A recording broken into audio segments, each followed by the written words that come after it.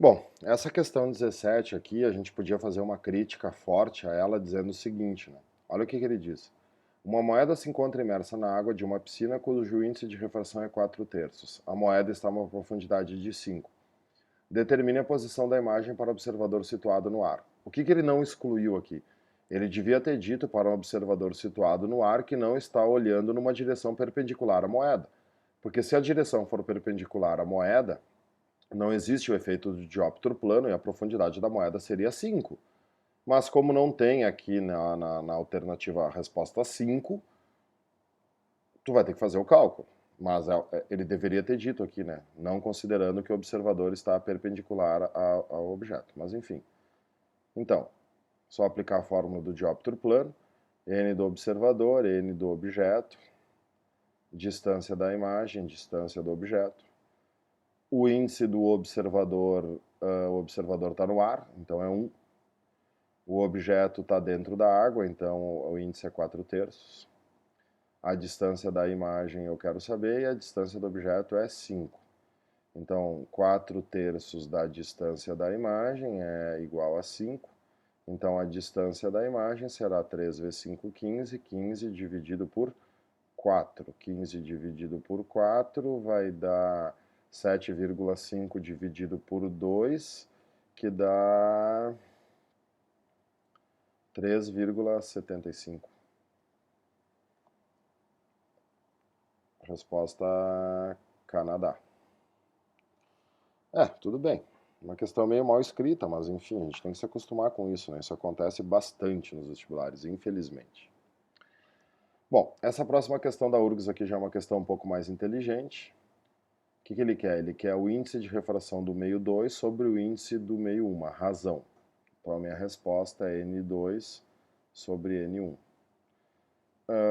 Todas essas questões que são uma razão, e a URGS gosta muito disso, ele facilita a vida na realidade, porque uma razão sempre vale mais que um ou menos que um. Então tu pode escolher várias respostas só olhando o desenho. Do meio 1 para o meio 2, o que aconteceu? Cara, aqui tu tem a normal, aqui tu tem a superfície de separação, aqui você tem o ângulo de incidência e aqui você tem o ângulo de refração. O que está acontecendo aqui? Abriu as pernas. Quando o raio de luz abre as pernas, o meio ficou mole. Então, o meio 1 tem mais índice que o meio 2. Tu está indo do duro para o mole. Então, aqui tu está dividindo uma coisa pequena por uma coisa grande. Então, 2/3 pode ser, 3/4 pode ser. 1 não pode, 4/3 não pode, 3/2 não pode. Quer dizer, com uma pensadinha, se tu fosse chutar, tu já sabe que é A ou B. Mas tu não vai chutar porque tu sabe a matéria. O que diz a lei de Snell? Diz que o índice de refração do meio 1 vezes o seno do ângulo incidente é igual ao índice do meio 2 vezes o seno do ângulo refratado. Né? Quando é que vale o índice 1? Não sei. Quando é que vale o seno incidente? Bom, aí que entra a jogada, né? Por que vocês acham, né? Por que tu acha que ele fez essa circunferência que não tem nada a ver com a refração?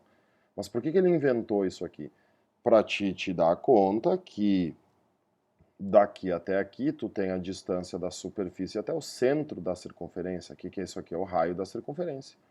E aqui tu também tem o raio da circunferência, né? É a mesma coisa. Tu não precisa ter o valor do ângulo, tu precisa ter o seno do ângulo. O que tu criou aqui, meu irmão? Um triângulo retângulo. O que é seno? Cateto oposto sobre hipotenusa. Então, o seno do ângulo incidente é 4 dividido pelo raio, que é a hipotenusa. O índice 2 eu também não sei, e o seno do ângulo refratado é 6 dividido pelo raio, que é a hipotenusa. Você cancela os raios, que é N2 sobre N1. Então, o N1 passa dividindo, então fica N2 sobre N1 igual a... O que aconteceu daí, né? 4 sobre 6. 4 ficou lá e o 6 vai. O que nós temos aqui? 2/3. Letra A. Amigo. Copa do Mundo. Bom. Questão 19, o cara fez a exceção da exceção da exceção. Por isso que muitas vezes em física a gente aprende fazendo exercício. Né? O que esse sem vergonha fez nessa questão 19? Até vou botar ela aqui para cima para eu poder usar esse espaço em branco aqui da outra questão. Nas figuras abaixo está representado em corte transversal um prisma triangular de vidro imerso no ar. O prisma reflete, aqui que está a questão, ó. O prisma reflete totalmente em sua face maior os raios de luz que incidem frontalmente nas suas outras duas faces. Isso aqui é o famoso prisma de reflexão total. O que ele está dizendo aqui em outras palavras? O prisma reflete em sua face maior, reflete totalmente em sua face maior os raios que incidem frontalmente nas outras duas faces. O que isso quer dizer? Se tu tiver um raio de luz que incidir frontalmente nessa face aqui, quando ela bater na face maior, ela vai ser refletida. E o contrário, né? Se o raio de luz incidir nessa face aqui, quando ela bater aqui, ela vai ser totalmente refletida. Vale para os dois lados, né?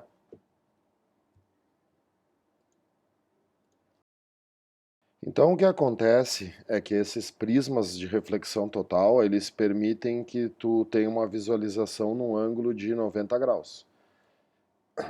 Por exemplo, né? Tu coloca esse prisma aqui, aí tu coloca um observador aqui, por exemplo, e tu coloca um objeto aqui. O que acontece? Como o caminho da luz vai ser esse caminho de fazer um ângulo de 90, esse observador ele vai conseguir enxergar esse objeto, porque ele vai receber esses raios aqui que estão fazendo assim. O que a URGS fez aqui então? Ela colocou o objeto na parte de baixo e colocou o observador aqui no lado direito. Então o que vai acontecer? Tu vai ter o prisma de reflexão total, aqui. Aqui está o observador, que vai receber os raios. E aí esse objeto foi colocado para a esquerda, é uma flecha colocada para a esquerda. O que acontece? Os raios de luz refletidos pela base do objeto vão incidir frontalmente aqui, vão bater aqui e vão ser enviados para o observador. O outro raio que sair da ponta do objeto vai incidir aqui e vai ser enviado para o observador. Só que aí o que o observador enxerga? É a mesma coisa que o dióptro plano, ele enxerga uma imagem virtual. Então, no prolongamento desse raio aqui vai estar a ponta do objeto, porque esse é o raio da ponta, e no prolongamento desse raio aqui vai estar a base do objeto. Então o observador vai enxergar esse objeto aqui. Por isso que eu falei que ele enxerga no ângulo de 90. O objeto está aqui, colocado na parte de baixo do prisma, mas a imagem do objeto vai sair aqui, nesse ponto aqui. Então a resposta é a letra A. Uma questão bem difícil, tá? Questão, nossa. Aquelas da URGS, né? Que ninguém nunca está preparado. A questão 20 é uma questão da máquina fotográfica, da PUC. Tem a parte ótica de uma máquina fotográfica. Se uma pessoa ficar encostada na parede 1, sua imagem projetada na parede 3 terá as seguintes características. Qual é que é o caso da máquina fotográfica? O caso da máquina fotográfica é o primeiro caso. Sempre é bom fazer um esboço. É uma lente convergente, né?